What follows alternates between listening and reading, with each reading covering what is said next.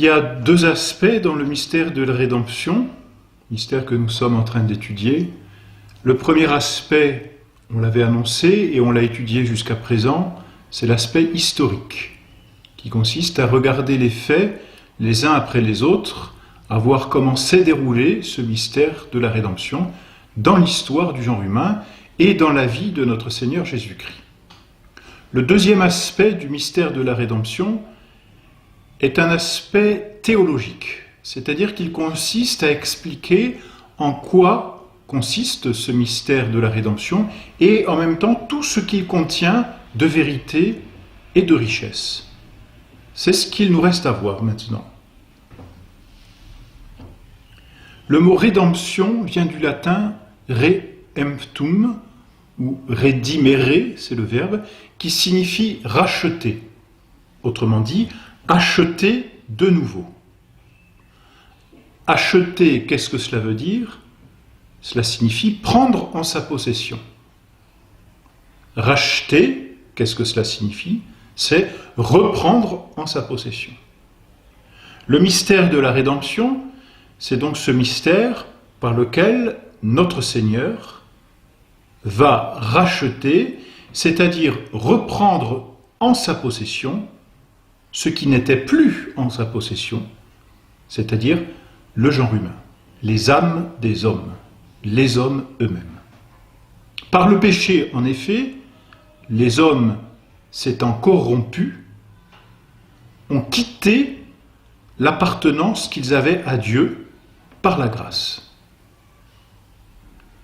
Notre Seigneur, par sa rédemption, va racheter, c'est-à-dire va donner le prix qui permettra à l'homme de retrouver, ou plutôt de redevenir la possession de Dieu.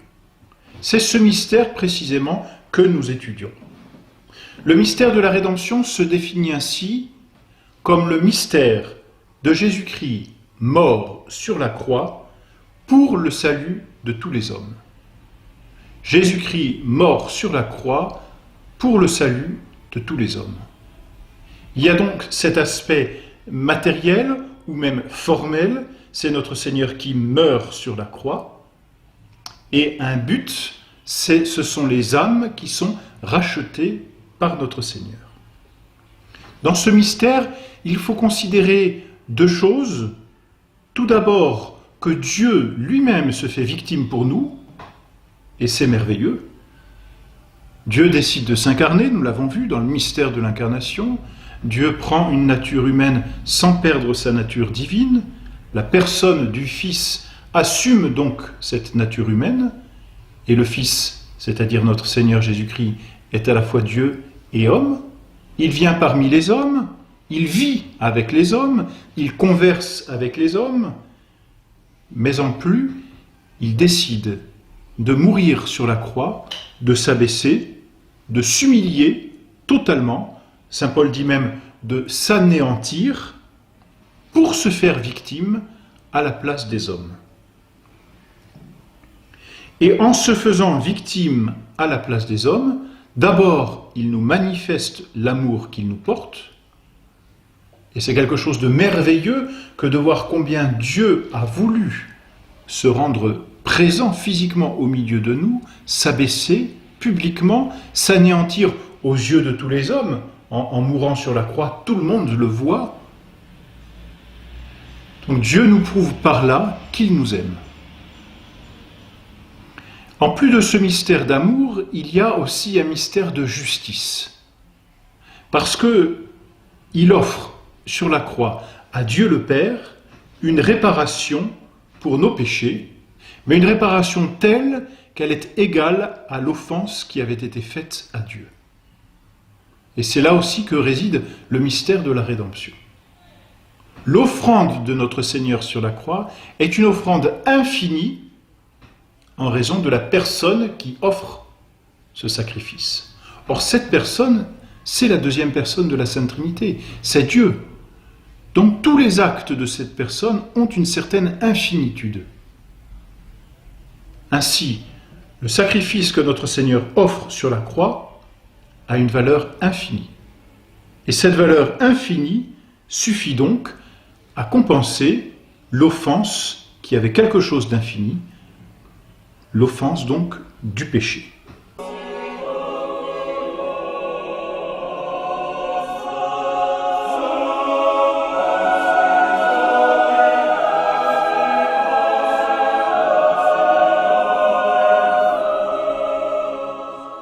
Mystère d'amour donc, d'une part, Dieu qui s'abaisse et nous prouve son amour.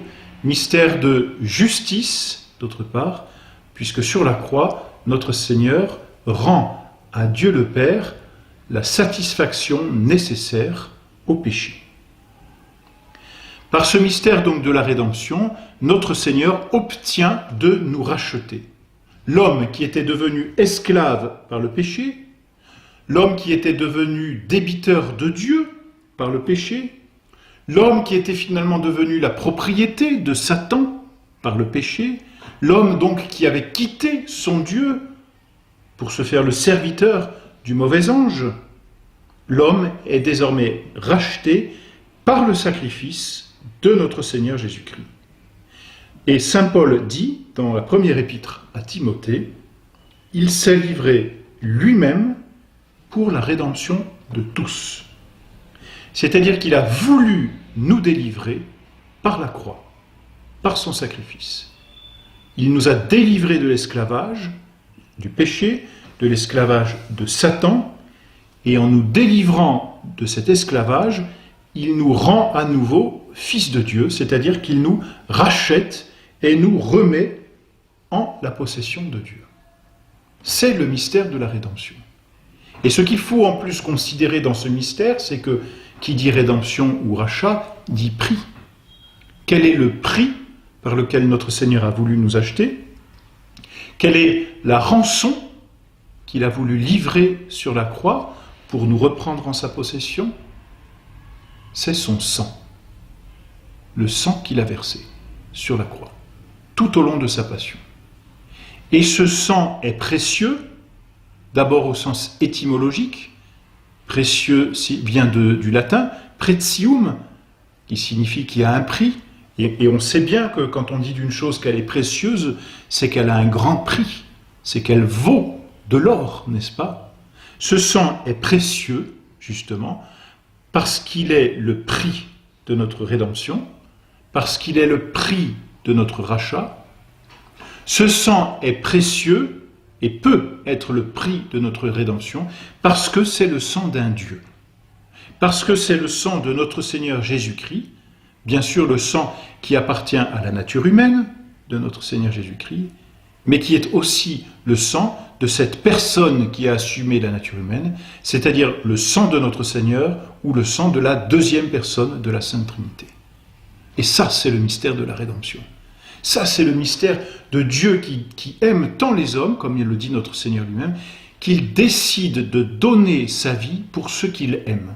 D'abord pour Dieu, en rachat, ensuite, en prix, et ensuite pour les hommes, en rachat, justement, pour les reprendre en sa possession.